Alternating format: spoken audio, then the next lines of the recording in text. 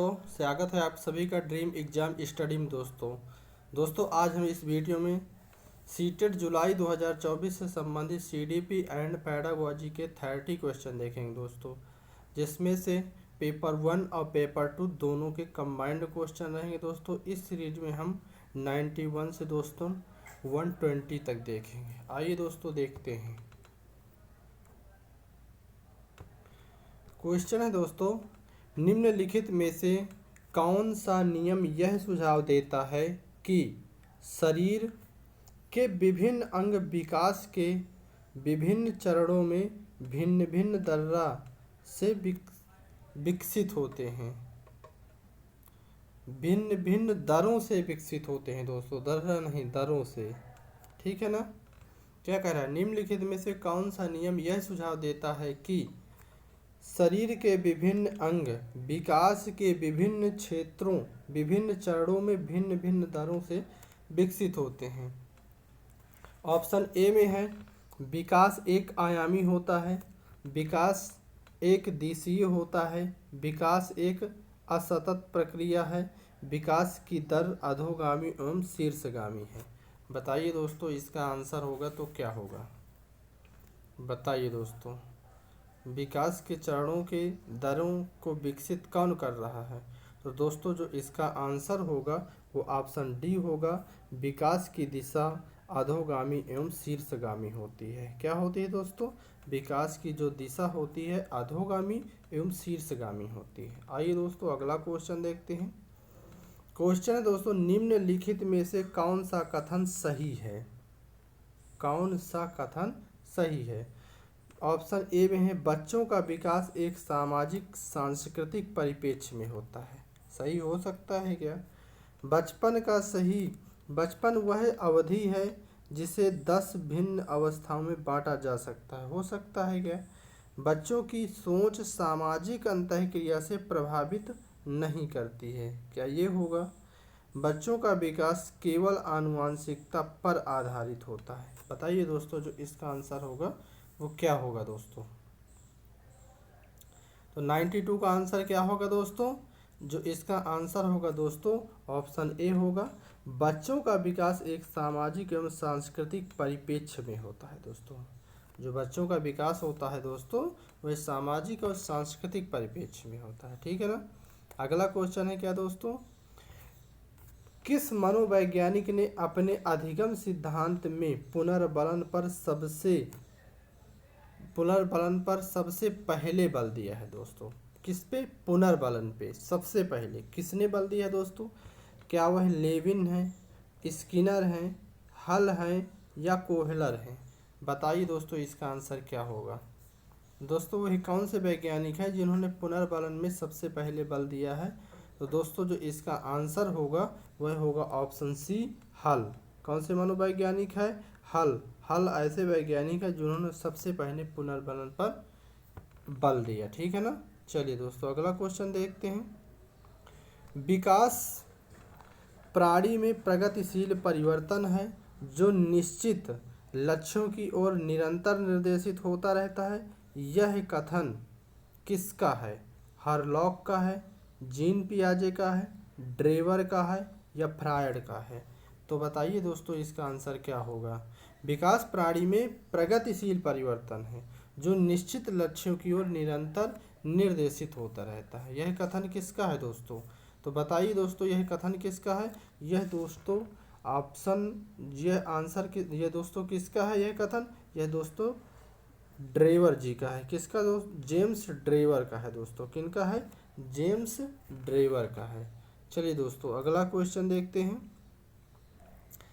प्राथमिक स्तर पर एक अच्छे शिक्षक में सबसे महत्वपूर्ण विशेषता क्या है। पढ़ाने की उत्सुकता हो सकती है क्या, धैर्य और दृढ़ता हो सकती है क्या, विषयों के ज्ञान में दक्षता हो सकती है क्या, या शिक्षण पद्धतियों की ज्ञान की दक्षता होगी। तो बताइए दोस्तों जो इसका आंसर होगा तो क्या होगा। प्राथमिक स्तर पर एक अच्छे शिक्षक में सबसे महत्वपूर्ण विशेषता पढ़ने की उत्सुकता, धैर्य, दृढ़ता, विषय के ज्ञान में दक्षता, शिक्षण पद्धतियों के ज्ञान की दक्षता। तो इसका आंसर होगा दोस्तों क्या होगा, दोस्तों जो इसका आंसर होगा ऑप्शन बी होगा। क्या होगा? ऑप्शन बी, धैर्य और दृढ़ता होगा। ठीक है ना। चलिए दोस्तों अगला क्वेश्चन देखते हैं। आनुवांशिकता विन्यास, आनुवांशिक विन्यास के पूर्व निर्धारित रूप से प्रकट होने की प्रक्रिया कहलाती है क्या? अनुकूलन कहलाती है, अधिगम कहलाती है, समाजीकरण कहलाती है या परिपक्वता कहलाती है? तो बताइए दोस्तों इसका आंसर क्या होगा दोस्तों? क्या होगा दोस्तों इसका आंसर? दोस्तों इसका आंसर होगा परिपक्वता कहलाती है। ऑप्शन डी होगा। क्या होगा? परिपक्वता होगा दोस्तों। आंसर ऑप्शन इसका डी होगा। चलिए दोस्तों अगला क्वेश्चन देखते हैं क्या है। समाजीकरण का प्राथमिक और समाजीकरण का द्वितीयक कारक बताना है दोस्तों। समाजीकरण का प्राथमिक कारक और समाजीकरण का द्वितीयक कारक।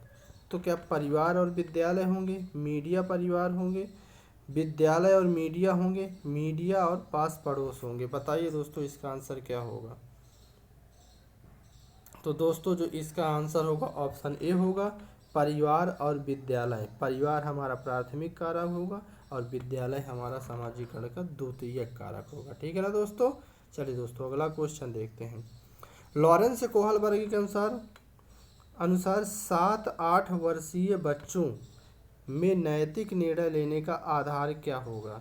सामाजिक व्यवस्था बनाए रखना होगा क्या? सामाजिक अनुबंध बनाए रखना होगा क्या? दंड और आज्ञा पालन होगा या सार्वभौमिक नैतिक सिद्धांत होगा? तो बताइए दोस्तों इसका आंसर क्या होगा? क्या होगा दोस्तों? 7-8 वर्ष के बच्चे के नैतिक निर्णय लेने का आधार क्या होगा? क्या होगा दोस्तों? यह होगा दोस्तों दंड और आज्ञा पालन होगा। क्या होगा दोस्तों? दंड और आज्ञा पालन होगा। ऑप्शन सी होगा। चलिए दोस्तों अगला क्वेश्चन देखते हैं। क्वेश्चन है दोस्तों, अपनी कक्षा के लिए मूल्यांकन पद्धति तय करने से पहले एक शिक्षक को किन बातों पर विचार करना चाहिए? अपनी कक्षा के लिए मूल्यांकन पद्धति तय करने से पहले एक शिक्षक को किन बातों पर विचार करना चाहिए दोस्तों? किन बातों पर? मेरे अलावा इन परिणामों का उपयोग कौन करेगा? इस पे विशिष्ट छात्रों के अधिगम वक्र का पता लगाने का सर्वोत्तम तरीका क्या? कौन सा तरीका अध्यापिका को स्वयं की शिक्षण शास्त्र पर चिंतन में मदद करेगा या उपरोक्त में से सभी? बताइए दोस्तों इसका आंसर क्या होगा? तो दोस्तों जो इसका आंसर होगा वह होगा ऑप्शन डी होगा दोस्तों, सभी होगा। क्या होगा? इसका आंसर होगा ऑप्शन डी, उपर्युक्त सभी होगा। चलिए दोस्तों आइए दोस्तों अगला क्वेश्चन देखते हैं। समावेशी शिक्षा से अभिप्राय क्या है? दोस्तों समावेशी शिक्षा से क्या अभिप्राय है? अब हमको ये चीज़ देखना है। आर्थिक रूप से कमजोर वर्ग EWS का आरक्षण केवल सरकारी विद्यालयों में ही उपलब्ध करवाया जाए, दिव्यांग छात्रों को सिर्फ विशेष विद्यालय में ही शिक्षा दी जाए, या सरकारी विद्यालयों में केवल अंग्रेजी पढ़ाया जाए, या योग्यता से परे होकर सभी बच्चों को गुणवत्तीय शिक्षण उपलब्ध कराई जाए? दोस्तों बताइए इसका आंसर क्या होगा? क्या होगा दोस्तों समावेशी शिक्षा? तो इसका होगा ऑप्शन डी होगा आंसर में दोस्तों, योग्यता से परे होकर सभी बच्चों को गुणवत्तीय शिक्षण उपलब्ध करवाई जाए। क्या होगा दोस्तों? योग्यता से परे होकर सभी बच्चों को गुणवत्तापूर्ण शिक्षा पढ़ाई जाए। चलिए दोस्तों अगला क्वेश्चन देखते हैं। क्वेश्चन है दोस्तों, यदि आप एक शिक्षक हैं तो विशेष आवश्यकता वाले बच्चों की विशेषता कैसे उपलब्ध कराएंगे? अन्य सामान्य बच्चों के साथ, विशेष विद्यालय में विशेष बच्चों के लिए विकसित पद्धति से, या विशेष कक्षा से? बताइए दोस्तों इसका आंसर क्या होगा? तो दोस्तों जो इसका आंसर होगा वो क्या होगा दोस्तों? दोस्तों जो इसका आंसर होगा ऑप्शन ए होगा, अन्य बच्चों के साथ। क्या होगा? ऑप्शन ए होगा, अन्य बच्चों के साथ कराया जाएगा। ठीक है ना। चलिए अगला क्वेश्चन देखते हैं दोस्तों। किसी बच्चे के चिंतन में आयु बढ़ने के कारण साथ साथ किसकी प्रधानता बढ़ती है? दोस्तों किसी बच्चे के चिंतन में आयु के बढ़ने के साथ साथ किसकी प्रधानता बढ़ती है? तर्क की, सामान्यीकरण की, आत्म केंद्रीकरण की, जीववाद की। बताइए दोस्तों इसका आंसर क्या होगा? क्या होगा दोस्तों इसकी आंसर? तो दोस्तों इसका आंसर होगा तर्क की। आयु बढ़ने के साथ साथ बच्चे में तर्क करने की भी क्षमता बढ़ती जाती है। ठीक है ना। अगला क्वेश्चन देखते हैं। विकासात्मक संवेग के सिद्धांत का प्रतिपादन निम्न में से किसके द्वारा किया गया है? दोस्तों विकासात्मक संवेग के सिद्धांत का क्या ब्रिजेज द्वारा किया गया है, वाटसन द्वारा किया गया है, पियाजे महोदय ने किया है या स्किनर महोदय ने? बताइए दोस्तों इसका आंसर क्या होगा? क्या होगा दोस्तों इसका आंसर? तो दोस्तों इसका आंसर होगा ब्रिजेज महोदय ने किया, ऑप्शन ए होगा। ठीक है ना दोस्तों। चलिए दोस्तों अगला क्वेश्चन देखते हैं।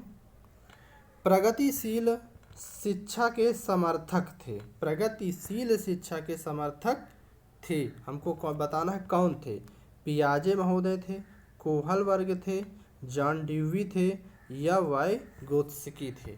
बताइए दोस्तों प्रगतिशील शिक्षा के समर्थक थे तो कौन थे दोस्तों? कौन थे दोस्तों? पियाजे थे, कोहलबर्ग थे, जॉन ड्यूवी थे या वाइगोत्स्की थे? बताइए दोस्तों कौन थे?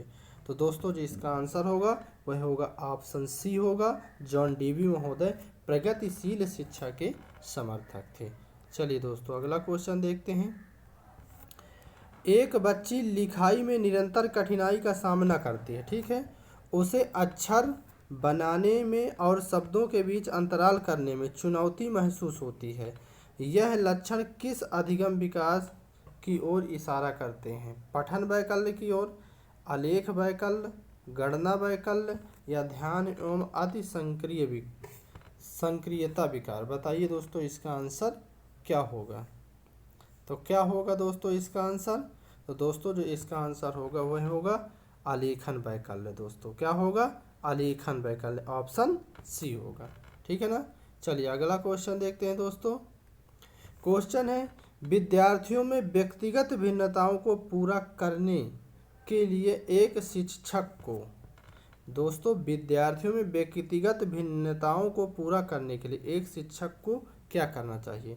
मानकीकरण पद्धतियों और आकलन के तरीकों को उपयोग करना चाहिए, शिक्षण शास्त्री उपागम और मूल्यांकन के विविध साधनों का उपयोग करना चाहिए, रटन आधारित अधिगम को निर्धारित करने के लिए एक रूप शिक्षा देना चाहिए, या शास्त्र में इस्तेमाल करने वाले योगात्मक आकलन पर बल देना चाहिए, या पेपर पेंसिल आधारित परीक्षणों की संख्या वृद्धि करना और पुनः स्मरण पर बल देना चाहिए? बताइए दोस्तों इसका आंसर क्या होगा? तो क्या होगा दोस्तों इसका आंसर?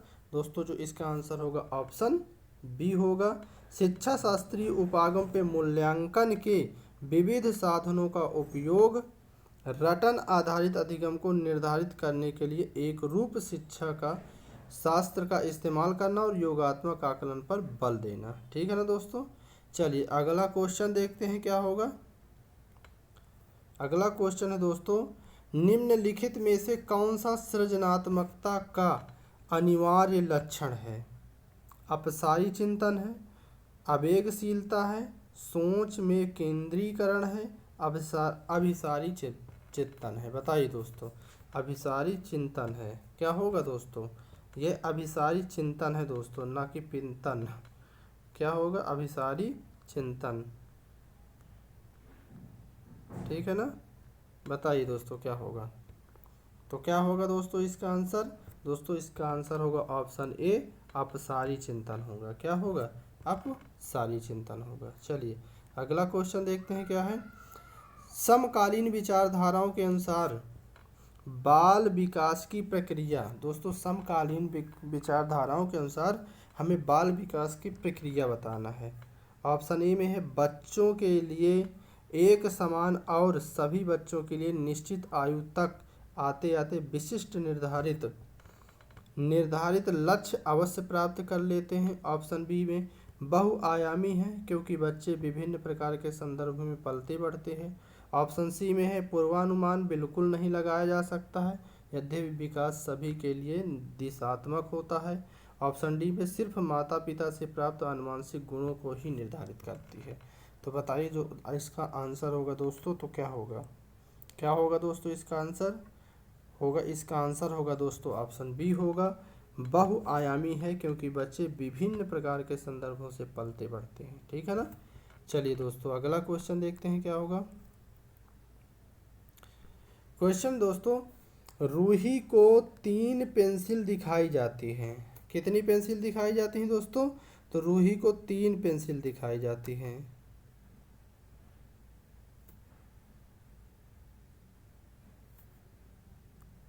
रूही को 3 पेंसिल दिखाई जाती हैं। वह देखती है कि पेंसिल का पेंसिल खा से बड़ी है और पेंसिल खा पेंसिल गा से बड़ी है। और जब रूही एक निष्कर्ष निकालती है कि गा से बड़ी है तो वह जीन पियाजे के किस संज्ञानात्मक विकास की विशेषता को दर्शाती है? क्या संरक्षण है, क्रमबद्धता है, सकर्मक अनुमान है या परिकल्पना आधारित निगमनात्मक तर्क है? बताइए दोस्तों इसका आंसर क्या होगा? क्या होगा दोस्तों इसका आंसर? तो दोस्तों जो इसका आंसर होगा ऑप्शन सी होगा, सकर्मक अनुमान है दोस्तों। क्या होगा दोस्तों? सकर्मक अनुमान होगा। चलिए दोस्तों अगला क्वेश्चन देखते हैं। अगला क्वेश्चन क्या कह रहा है? किसी भी प्रगतिवादी कक्षा के बारे में एक अध्यापिका क्या विश्वास होना चाहिए? दोस्तों किसी प्रगतिवादी कक्षा के बारे में एक अध्यापिका का क्या विश्वास होना चाहिए? ऑप्शन ए, कक्षा हमेशा कठोर और नियंत्रण में रहे और सिर्फ अध्यापक को निर्देश देना चाहिए। ऑप्शन बी, अधिगम केवल कक्षा में ही होता है। ऑप्शन सी, कक्षा में विद्यार्थी अपने साथ विविध प्रकार के समृद्धिक अनुभव लाते हैं। ऑप्शन डी, विद्यार्थी केवल ड्रिल और अभ्यास के माध्यम से सबसे अधिक सकारात्मकता से सीखते हैं। तो बताइए इसका आंसर क्या होगा दोस्तों? तो दोस्तों जो इसका आंसर होगा ऑप्शन सी होगा, कक्षा में विद्यार्थी एक साथ विविध प्रकार के समृद्धिक अनुभव लाते हैं। ठीक है दोस्तों, क्या होगा? ऑप्शन सी होगा। ठीक है ना। चलिए दोस्तों अगला क्वेश्चन देखते हैं। क्वेश्चन कह रहा है दोस्तों, राष्ट्रीय शिक्षा नीति 2020 के अनुसार शिक्षा को समस्या समाधान कौशल का विकास नहीं होना चाहिए। दूसरा है अधिगमकर्ताओं में समालोचनात्मक चिंतन का विकास करना चाहिए। तो थर्ड ऑप्शन है अन्वेषण निर्धारित और खोज आधारित होना चाहिए। तो दोस्तों इसमें कूट में आंसर क्या होगा? बताइए दोस्तों इसका आंसर क्या होगा? तो दोस्तों जो इसका आंसर होगा ऑप्शन डी होगा। क्या होगा? ऑप्शन डी, यानी फर्स्ट तो नहीं होगा दोस्तों। अधिगमकर्ता में समालोचनात्मक चिंतन का विकास करना होगा, ये होगा। और अन्वेषण आधारित खोज पर आधारित होना चाहिए दोस्तों। ठीक है ना।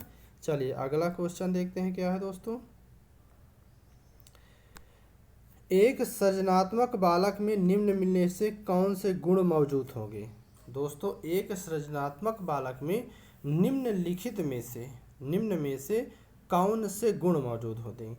क्या उसमें अपसारी चिंतन होगा, अभिसारी चिंतन होगा, अमूर्त चिंतन की योग्यता होगी या नवीन आमुख या उत्पादन की योग्यता होगी? बताइए दोस्तों इसमें क्या होगा आंसर, और कूट में आंसर देना है दोस्तों। ठीक है ना। क्या होगा दोस्तों इसका आंसर? तो दोस्तों जो इसका आंसर होगा तो क्या होगा? ऑप्शन सी होगा दोस्तों। क्या होगा आंसर?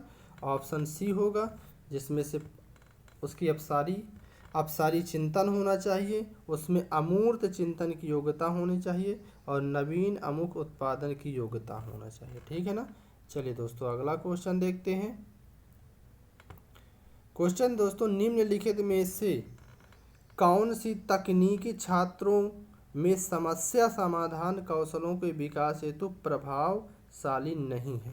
इनमें दोस्तों कौन सी एक तकनीकी है जो छात्रों के समस्या समाधान कौशल विकास करने के लिए प्रभावशाली नहीं है? ठीक है। मुद्दों पर चर्चा एवं सुसाध्य करना, मुद्दों पर चर्चा की सुसाध्य करना और छात्रों को चर्चा में भाग लेने को प्रोत्साहित करना, ये तो हो सकता है। समस्या को हल करने के लिए छात्रों को विचार मंथन एवं विचार उत्पन्न करने के लिए प्रोत्साहन करना, दोस्तों ये भी हो सकता है।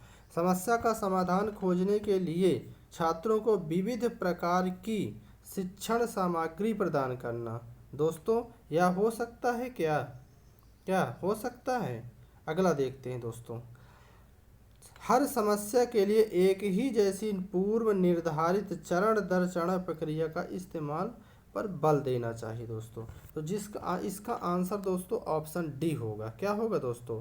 ऑप्शन डी होगा। ठीक है ना। हर समस्या के लिए एक ही जैसी दोस्तों, एक ही जैसी पूर्व निर्धारण, जो पहले से पूर्व निर्धारण, उन्हीं को चरण दर चरण प्रक्रिया इस्तेमाल करना चाहिए। ऐसा नहीं है दोस्तों, हमें नए नए पूर्वानुमान का प्रयोग करना चाहिए। और इसमें कह रहा है एक जैसी ही पूर्व निर्धारण का चरण दर चरण प्रयोग करना चाहिए, तो यही ऑप्शन हमारा हो जाएगा। चलिए दोस्तों अगला क्वेश्चन देखते हैं। अधिगम अधिक सार्थक और प्रभावशाली होता है अगर वह मुख्यतः हो शिक्षक निर्देशित हो, ठीक है ना, सहपाठियों द्वारा निर्देशित हो, पाठ पुस्तक केंद्रित हो या स्वनिर्देशित हो। बताइए दोस्तों इसका आंसर क्या होगा? अधिगम अधिक सार्थक और प्रभावशाली कब होता है? अगर वह क्या हो? वह हो स्वनिर्देशित हो, स्वयं के द्वारा उसका पालन किया जाए। ठीक है ना, स्वनिर्देशित हो, तब हमारा अधिगम प्रभावशाली होगा। ठीक है ना। अगला दोस्तों हैं, पियाजे द्वारा अधिगम को सुगम बनाने के लिए निम्नलिखित में से कौन सा कारक महत्वपूर्ण माने जाते हैं? ऑप्शन एक में है शिक्षक की गतिशीलता होगी, ऑप्शन दूसरे में है विविध सामग्रियों का प्रावधान होगा, ऑप्शन थर्ड है मध्य स्तरीय नवीन अनुभव प्रदान करना होगा, ऑप्शन फोर सकारात्मक और नकारात्मक पुनर्बलन सुनिश्चित करना होगा। तो बताइए इसका आंसर क्या होगा दोस्तों? क्या होगा दोस्तों इसका आंसर? क्या होगा बताइए। तो दोस्तों जो इसका आंसर होगा वह ऑप्शन ए होगा। क्या होगा दोस्तों? ऑप्शन ए, कूट में ऑप्शन ए होगा। यानी शिक्षक की गतिशीलता भी होगी, विविध सामग्रियों का प्रावधान भी होगा और मध्य स्तरीय नवीन अनुभव भी प्रदान करना होगा। ठीक है ना दोस्तों। चलिए दोस्तों अगला क्वेश्चन देखते हैं। निम्नलिखित में कौन सा एक सुमेलित युग्म है? इनमें हमें सुमेलित युग्म को बताना है। ठीक है ना दोस्तों, चलिए बताते हैं। सजा और आज्ञाकारिता अभिविन्यास कानून तय नहीं करता, क्या ये हो अपितु समाज की भलाई के लिए बदला जा सकता है। ऐसा हो सकता है क्या? चलिए अगला देखते हैं। अच्छा लड़का अच्छी लड़की अभिविन्यास दूसरों के साथ भला बनकर अनुमोदन अर्जित करना हो सकता है। कानून व्यवस्था अभिविन्यास मानव अधिकारों के मूल्यों के आधार पर नैतिक सिद्धांतों का स्वयं चुनाव करना ये भी नहीं होगा दोस्तों। सामाजिक अनुबंधन अभिविन्यास किसी प्रक्रिया के भौतिक परिणामों और निर्धारित करते हैं कि वह अच्छा है या बुरा। दोस्तों ये भी नहीं होगा। इसका जो आंसर होगा ऑप्शन बी होगा। क्या होगा दोस्तों? ऑप्शन बी होगा। अच्छा लड़का और अच्छी लड़की अभिविन्यास दूसरों के साथ भला बनकर अनुमोदन अर्जित करते हैं।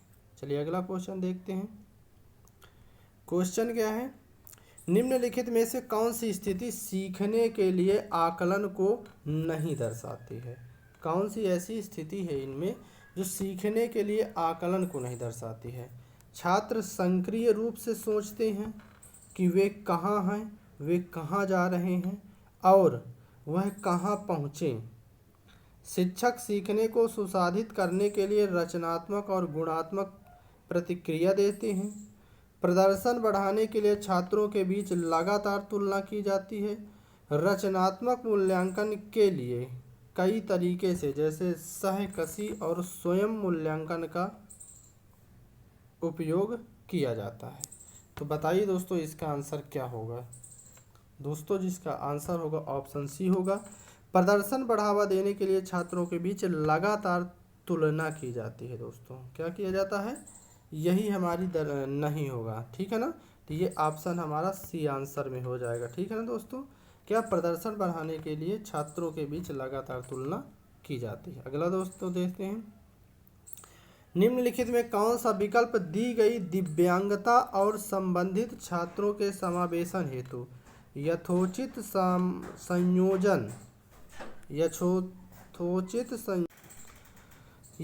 संयोजन रणनीति का सही युग्म है?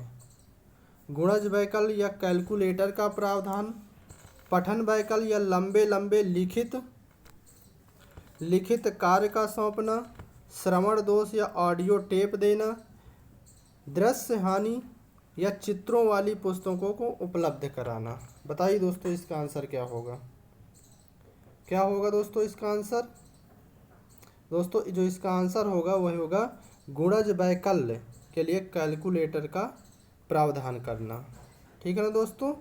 चलिए अगला क्वेश्चन देखते हैं।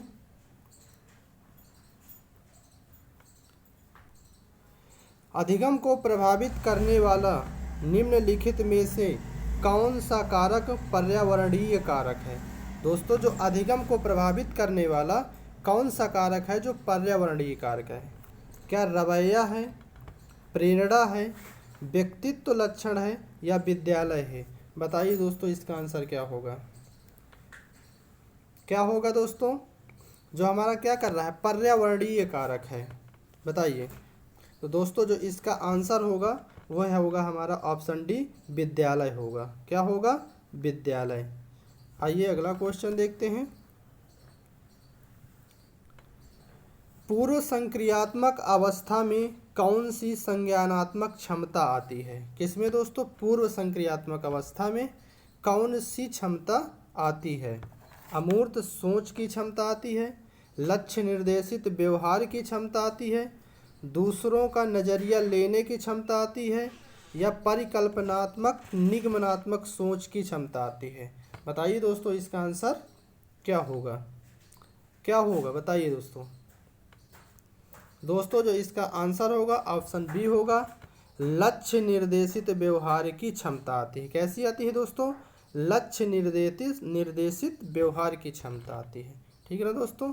चलिए धन्यवाद दोस्तों। जो भी लोग अभी तक हमारे चैनल में नए लोग हों तो दोस्तों आप हमारे चैनल को सब्सक्राइब करिएगा और बेल आइकन को भी दबाइएगा, ताकि जैसा ही हमारा वीडियो अपलोड है आप लोगों तक सबसे पहले पहुंच सके।